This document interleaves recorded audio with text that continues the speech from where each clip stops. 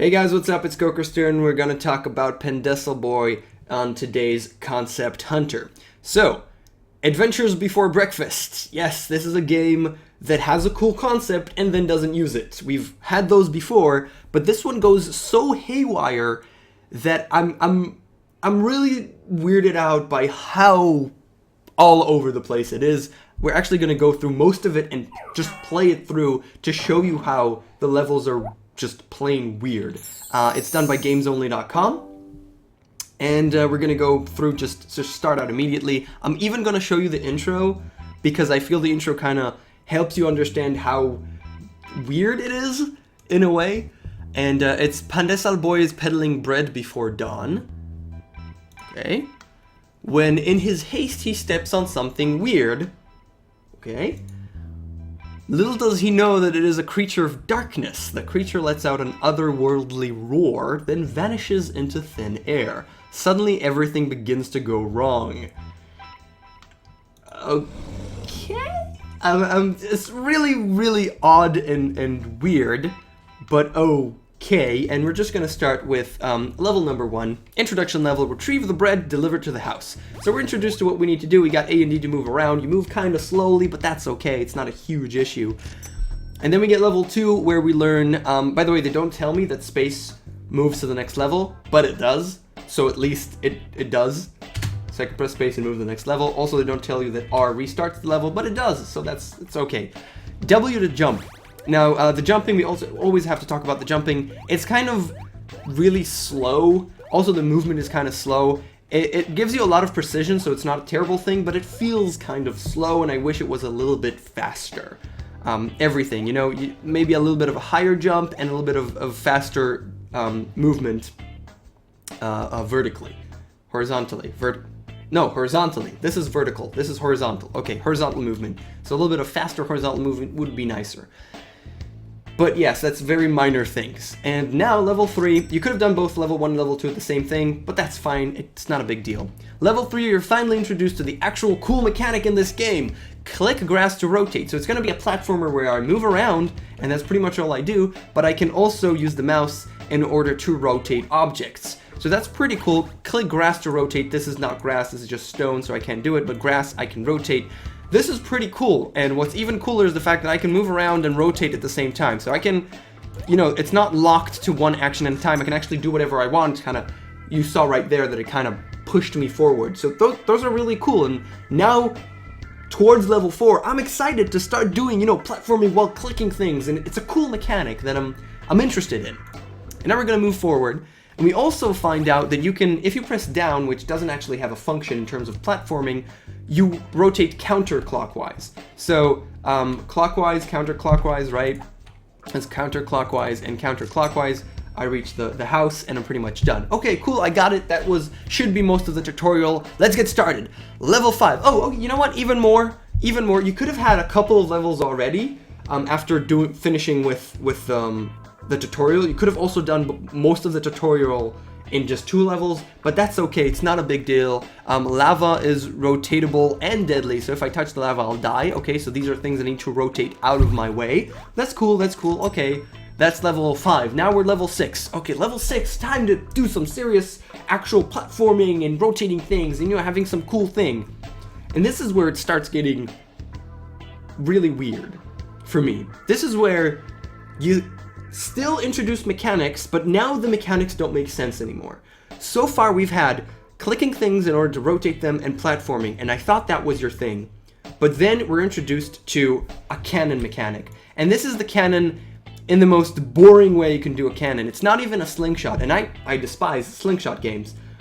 But slingshot games have some kind of skill to them. This tells you exactly where it's going, and you just kind of have to aim it with the mouse, and that's it. There's no platforming. My right hand isn't even, I'm only using the mouse. I basically had to move into the cannon, which is just, you know, click D to move a little bit to the right, and that's it. Then we use the lava to ignite the cannon and it shoots.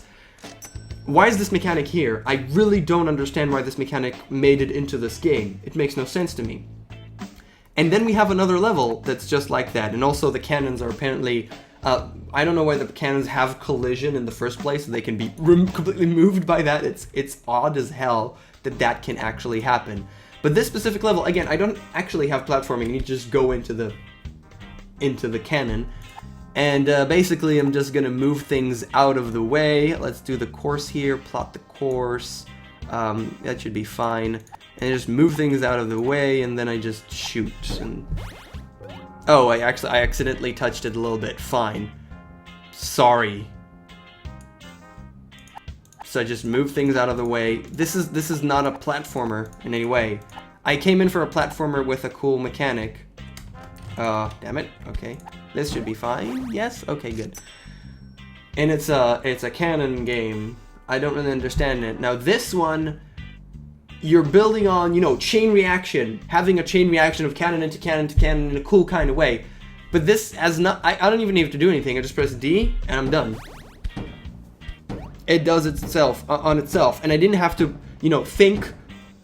I didn't have to really do anything. Chain reaction levels, the chain reaction levels that you see in a lot of places, they have a meaning. You have to understand there's a ton of things happening. You have to understand what's happening. You have to aim everything correctly, and then you just do the one movement and everything happens correctly. But here I didn't even have to do it. I didn't have to aim any one of the cannons.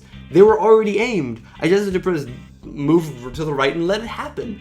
And that's really lame in that sense. I know that it took a little bit of a time, and if I want par time, you know, if I want the good time, I have to move them a little bit very quickly and do that. But that's not enough for me. I'm gonna ignore the timing elements of this game right now because they're really irrelevant. The actual game is not good enough. The par and the time in the par is if you want to get more out of the game after you're already enjoying it. But right now, because there's so many mechanics, I'm gonna ignore those elements. And here at level 9 out of 28, we get to see another mechanic, which could have been, you know, if this was actually level, an advanced level, and we had all kinds of cool mechanics and a lot of actual real good levels, then it'll be cool that there's more progression, there's more things in the game.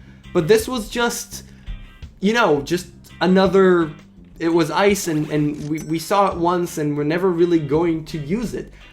We're gonna see 2 levels here that are actual levels that I'd expect to see level, I don't know, 4 or 5 very quickly into. They're very simple, they have not a lot in them. S plus click to counter rotate. You've told me that before, and this means that the lava cools down so I can walk on it, and this level was very, very plain. It didn't have a lot. Now we see pretty much the same thing, but we also have to think a little bit. If I move the grass too fast, then the lava burns it. So I have to do this, so it burns, then I can move the grass. I can get to the bread, and now when I get back, I can move the grass again because I didn't burn it, and then I can finish the level. So this is a cute little level, but it's very short. You don't need to think too much, and I want to see more of those. And now we're at level 12, we barely had any chance to use any of the mechanics, and we have a completely tutorial level with almost nothing in it. And they're called sentinel moss. These fireballs, I'm assuming that that's what you're referring to. Sentinel moss emerge from disturbed graves. There was an attempt here to have much deeper story and narrative or something. But what? I mean, disturbed graves?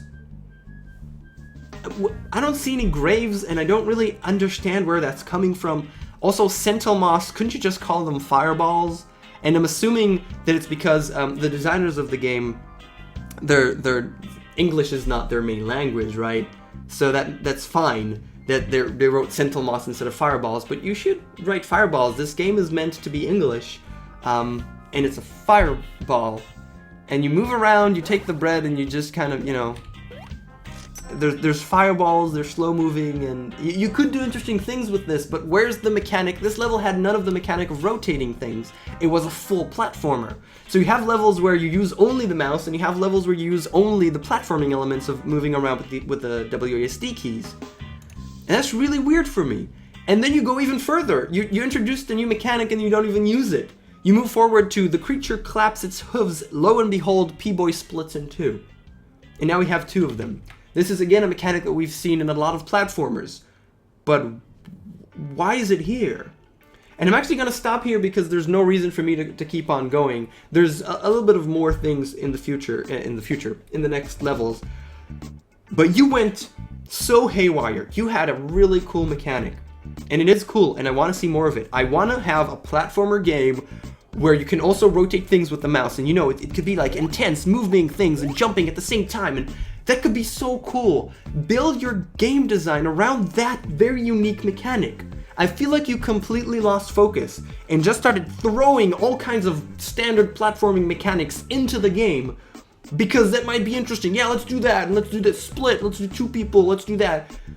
And you lost track of your main mechanic, which was the rotating, at least I hope that was the main mechanic, of rotating and having a platforming as well. That's really sad for me to see someone go so all over the place, and I would really like to see a more focused game. You can do this properly with cool game design and focusing on that cool, interesting mechanic. And that's it for Pandesal Boy and for me for today. It's made by Kickhill, gamesonly.com. They're apparently, according to the comments, they're Filipinos, which is actually really cool for me because I really like the Filipino gaming community. I feel they're really warm and great people. There's a big Pinoy community for Dota 2, which is one of my favorite games, and they're really, really warm and awesome people. So it's fun for me to see Pinoys make games.